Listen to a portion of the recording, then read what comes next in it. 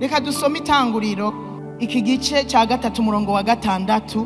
Haravuga ngo uwo mugore abonye ico giti yuko ari kibereye kuribwa kandi ko gihimbaye mu jisho, ari igiti cyo kwifuzwa kimenyesha ubwenge, yamura ku byo cyamye arabirya. Aha ko n'umugabo wiwe bari kumwe nawe ararya.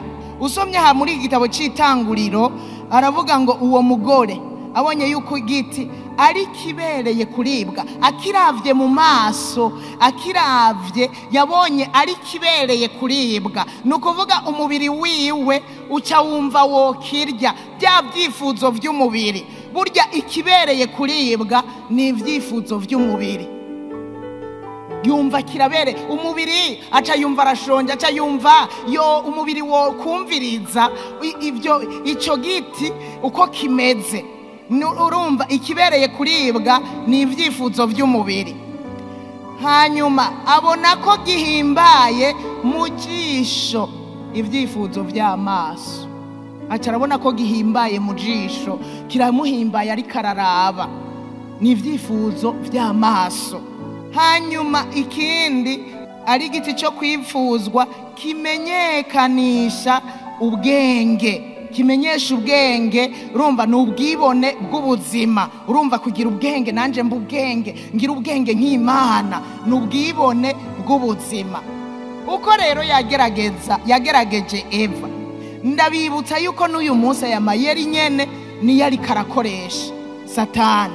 Rero tube maso kubw'ibi bintu bitatu, kuko nagira ndababwire ngo nta nushika ku cyaha cyo gusambana n'ibi bintu byose atabiciye ko. Ibyaha byinshi turabikora byamanje guca muri ibi byifuzo.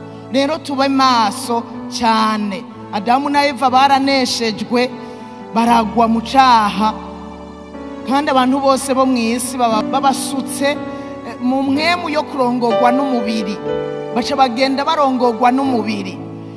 Ari byo by'ibi byifuzo byo mu isi byaciye biza birabaganza. Ibi byifuzo byo mu isi rero nivyo bikogwa bya kameremere, nkuko tubisoma muri iki cete Paulo yandikiye abigalatiya igice cya 5 umurongo wa 19. Haravuga ngo ibikogwa bya kameremere biramenyekana nibi: n'ubushakanyi, ibihumanya. Ibi nivyo byifuzo byo mu isi: n'ubushakanyi, ibihumanyi, iby'isoni nke, ibyo gusenga ibigirwamana, uburozi, ubwansi, intonganya, ishari, uburake, ikeba, bitandukanya, ibice, igono, kuboregwa, kudandahigwa n'ibindi bene ivyo. Abantu rero ngo bakora ibisa gutyo ntibazoragwa ubwami bw'Imana.